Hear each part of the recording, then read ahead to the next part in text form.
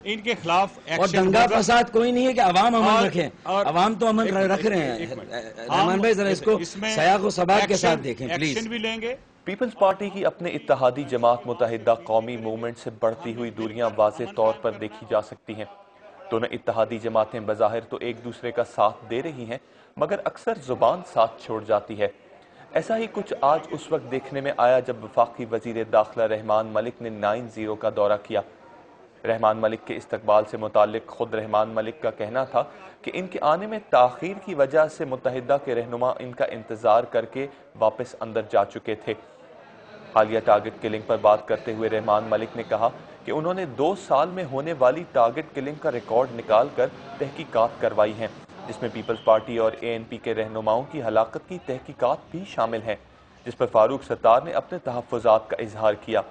तो हमें ये हकीकत हाल से आपको आगाह करना था, वो हमने आज कर दिया। ना गवाओ न बके नीम कश, दिल रेजा रेजा लुटा दिया।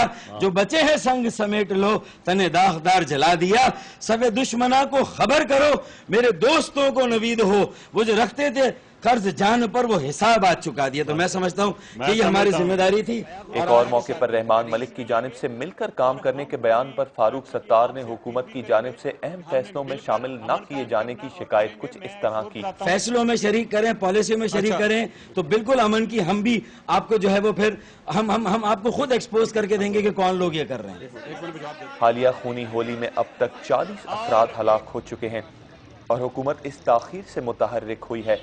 देखना यह है कि हुकूमत के ये इक़दामात इत्तेहादी जमातों और पीपल्स पार्टी के दरमियान खलीज को कम कर सकेगा, और क्या कराची के शहरियों को अमन नसीब हो सकेगा, जिसका कराची के शहरी बेताबी से इंतजार कर रहे हैं। Abdul Qadir Sabri, Dawn News, Karachi.